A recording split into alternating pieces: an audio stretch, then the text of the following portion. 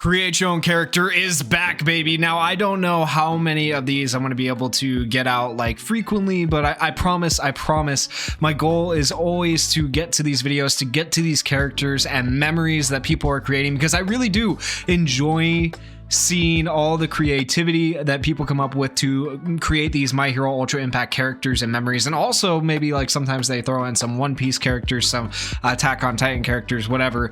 So I always like to see those characters and those memories that people are coming up with. But there are just so many, like there's hundreds probably at this point that I just literally can't put them all into a video. It takes me so long just to go over like 4 or 5 of them in a video, like a 20-minute video. It's insane.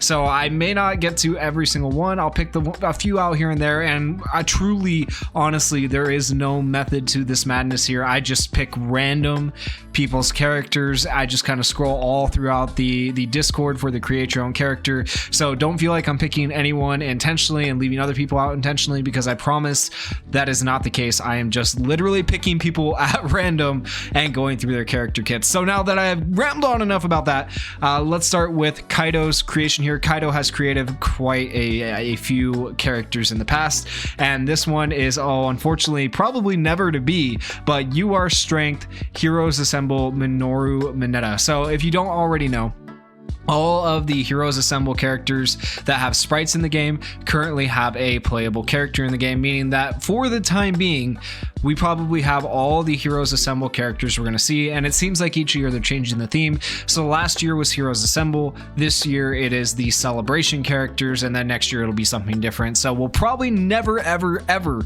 see a Heroes Assemble Minoru Mineta, but you never know, fingers crossed. So let's go ahead and take a look at what could have been.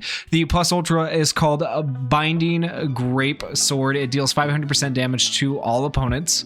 High chance of inflicting bind to all opponents for 2 turns, which he should because he's Mineta. If the opponent is a villain, increases character's chance of inflicting charm. Mineta charming is interesting. Decreases all opponents' defense by 30% for 3 turns. Increases character's critical hit rate by 40% for 4 turns. Gains immunity to stun if the opponent is female. Low chance of inflicting charm to all opponents for 3 turns. That is a lot going on with that Plus Ultra. I don't know. I feel like increasing critical hit rate by 40% plus lowering their defense is a little bit OP.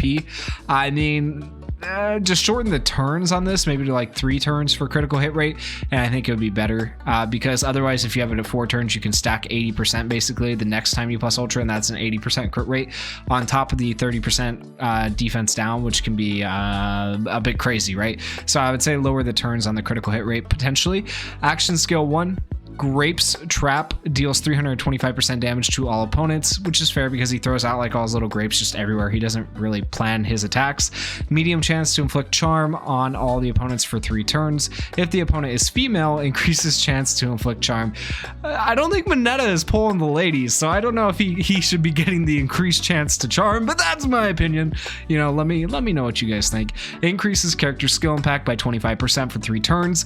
Low chance to inflict bind on all opponents for 3 turns. See, the bind is fine. The bind should be the medium chance. The charm should be the low chance, because realistically, who is Mineta really charming?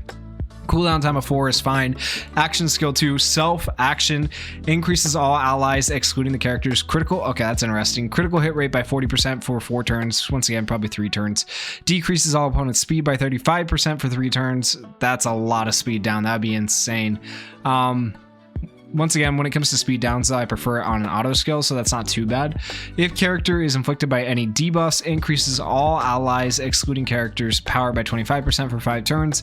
Regenerates all allies excluding character health by 30% for 2 turns. So a lot of excluding character here, which you don't see too often now in My Hero Ultra Impact. They don't exclude the characters, so that's interesting how you've done that.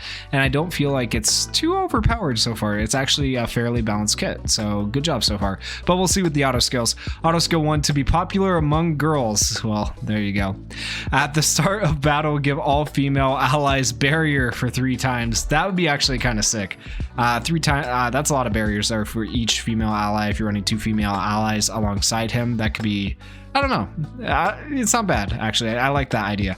If any female opponent doesn't get inflicted by charm, increases character's action skill cooldown time by 1 for 1 turn. Oh, so he actually can have a 5-turn cooldown instead of a 4-turn cooldown if you don't land your charm. That's an interesting detriment. Increases character speed by 40% for 5 turns if there is any females on the team. Okay, that's pretty good. That's that auto passive of speed increase for 5 turns from the start of battle can make him very, very good, right? And then auto skill 2, trying hardest to achieve victory, increases character speed by 25% for 3 turns. For every buff character is getting, increases character's chance of inflicting charm. For every debuff the character is getting, remove the opponent's bind and 1 other immunity, and increases all allies excluding characters' chance of inflicting bind. I don't why would you increase the allies' chance of inflicting bind when chances are you're not running other allies who bind if you have this character who binds, you know? I don't know if I like that part. Just increase his own chance to bind and it make him pretty good. And honestly, I would like to see this Mineta in game. I wouldn't mind seeing this Heroes Assemble Mineta in game. Right now, I'm just picturing the art. I wish you had a picture with this to go with this description for what you would have liked to see for Fantasy Mineta. But honestly, I like the kit so far pretty good. And if we scroll up here a little bit, we will find a memory from C. I think that's just their whole name, C with 3 dots. Okay, so it is a UR memory more than villains. When equipped to League of Villain member, increases character skill impact by 50% for 4 turns at the start of battle. That is a lot of skill impact increase. If Toga is on the team, increases all characters' critical hit rate by 35%. If Dabi is on the team, increases all characters' power by 35%. Oof, this is just a memory to make you smack people around. If Shigaraki is on the team, increases all characters' max HP by 35%. All characters gain resistance to bleeding, burning, and fear for 4 turns at the start of battle. That's actually an interesting memory. What I would like to see more from something like this would potentially be, I would like to have like a villain version of Adventure Awaits.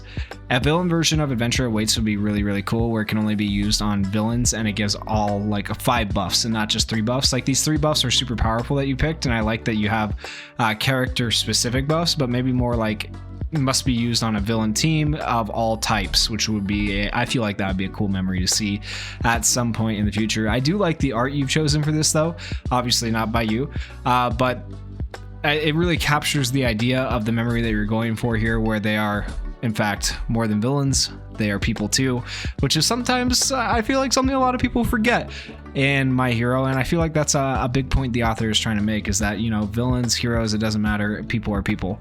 But, you know, let's continue on here. All right, so now we got this Toji Fushiguro. I really honestly don't know how this one's gonna go. So if you don't know what he's from, this guy is from Jujutsu. I almost said Jujutsu. They sound so similar, right? Jujutsu Kaisen. This is, oh, what's his name? I can't remember his name. Anyways, the Zenin clan, it's that guy's dad. Shoot, what is his name? Fushiguro? What is that? Is that it? The shadow user? I can't remember his name. Anyways, you guys know who I'm talking about. Anyways, that's his dad, right? And the guy that, you know, tries to kill Gojo and Gojo eventually kills. That might have been a spoiler. I probably should have told you that was I'm sorry if you haven't watched this season of Jujutsu Kaisen. Anyways, let's go ahead and talk about this kit here. So, Sorcerer Killer, it's right there in the name. Okay, I didn't really spoil it. It was there. Toji Fushiguro. Plus ultra move is called Chain of 1,000 Miles. Deals 650% damage to a single opponent. High chance 90% of causing the opponent to bleed for 4 turns, and medium chance 50% of binding opponent for 2 turns. This skill gains piercing shots. If character speed is higher than the opponent's, the skill gains bullseye and decreases the character's action skill cooldown time by 1. So it's actually good for him to have lower speed, which I find interesting. I think it would be really, really cool to see crossover characters from other animes in My Hero Ultra Impact. I feel like that would really bring the game to life more. Like, I think the game is still doing well. I think it needs a few more events to make it do better, and like that's a whole nother video. Like, there's a lot of things I would like to see in Ultra Impact, and I'll probably talk about that at some point. But I feel like crossovers like Grand Cross has would be very, very, very cool for Ultra Impact. Now, the reality of it is we will probably never see a crossover, just like with Dokkan. Dokkan, I guess, kind of did a crossover with the Dragon Ball Heroes, but it's still Dragon Ball, right?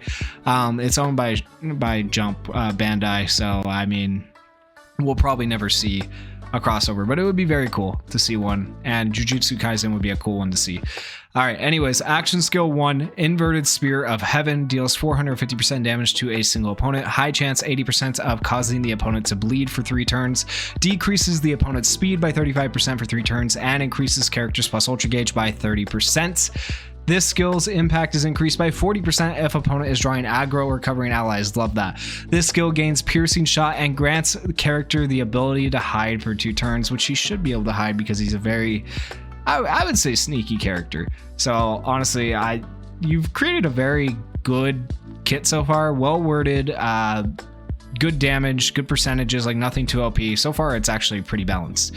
Action skill 2, Split Soul Katana, deals 500% damage to a single opponent. That might be a bit much on an action skill, but we'll see.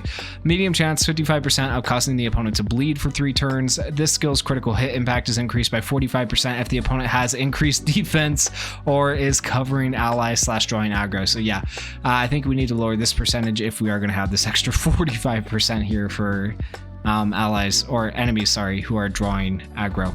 Also nullifies an opponent's counter ability. Ooh, good. Yeah, we need that in the game. I'm so tired of counter. I guess we kind of have that now with Bakugo's block buffs. You can block the counter ability, but at the same time, it seems hard to block buffs when there's so much status element nullification. Blocking a buff, I think, counts as a status ailment, so it gets nullified, which is just okay. Anyways, if this skill defeats an opponent, character becomes ecstatic for 2 turns. This skill gains Piercing Shot. Okay, so a lot of Piercing Shot, and that is honestly fine for this character. Being, if you've seen the anime, read the manga, either way, you know what he does. Piercing Shot works fine on him. Auto skill 1, Heavenly Restriction. When the battle begins, character gains the ability to overwhelm for 3 turns, as well as the ability to evade 2 attacks for 1 turn. Character speed is also increased by 45% for 3 turns when the battle begins. This effect is extended by 1 turn whenever character causes an opponent to bleed. Character's normal attack damage is increased by 10% whenever they use an action skill. Okay, so I think you need to say like 10% up to 100%, because if there ever does come into the game long form content where you can actually stack up, damage and it's useful, then that would be a little bit overpowered, because eventually he'll just, destroy people. So yeah, up to a certain amount. Auto skill 2, Monstrous Presence. When the battle begins, character has a medium chance, 45% of inflicting fear in all opponents for 1 turn. Once per battle, when character defeats an opponent, all other opponents' action skills are increased by 1 turn. When character's HP drops below 50%, character gains resilience and inflicts fear on a random opponent for 2 turns. Honestly, I like the kit. I enjoy the idea of a crossover character.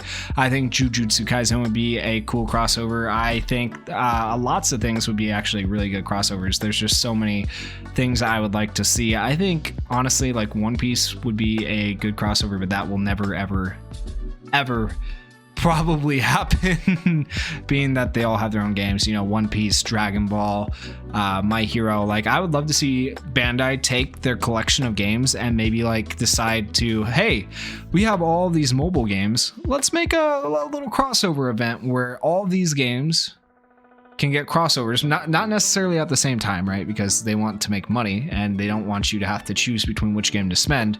But do it at different intervals where each game gets a crossover from one of the other games, which would be really cool to see. Anyways, let's find one more kit here that we're going to look at. Sure. Speaking of One Piece, let's go ahead and take a look at it. This looks like a Zoro. So another one by Kaido. And like I said, you can literally see that I'm just scrolling. I'm not picking anyone out in particular. So I know it's the second one by Kaido. But the fact that I was just talking about crossover characters and I was talking about One Piece makes me want to read this kit. So here we go. You Are Destruction, Rivalry, Roronoa Zoro. I don't know if I ever say his first name right. By the way, One Piece live action, my opinion of it, I liked it. It was a little bit cringy at some of the fight scenes, but it was one of the better live action anime adaptations. I mean, it's always hard to put an anime into live action because the things they do in anime just can't be replicated by a living person sometimes. So, I mean, yeah, it is what it is. Let me know what you guys thought of the live action down in the comments below, though, if you did happen to watch it. All right, so the Plus Ultra is called Purgatory Onigiri. Deals 700% damage to a single opponent, increases character skill impact by 40% for 3 turns. High chance of inflicting bleed to single opponent for 3 turns. Medium chance of inflicting bleed to all opponents for 4 turns. If the opponent is a villain, this skill lands piercing shot. Okay, not bad. It's a little bit weird that you're inflicting bleed to all opponents even though you're only targeting one opponent. I feel like you would have to deal 700% damage to a single opponent and then like 300% damage to all opponents at the same time, you know? Then you can have that status element applied to all characters, and it would make a little bit more sense in the context of Ultra Impact anyways. Action skill 1, no sword style tornado hurricane, deals 375% damage to all opponents, high chance of inflicting stun to all opponents for 1 turn. Okay. Increases character's chance of inflicting bleed, increases character's power by 35% for 4 turns.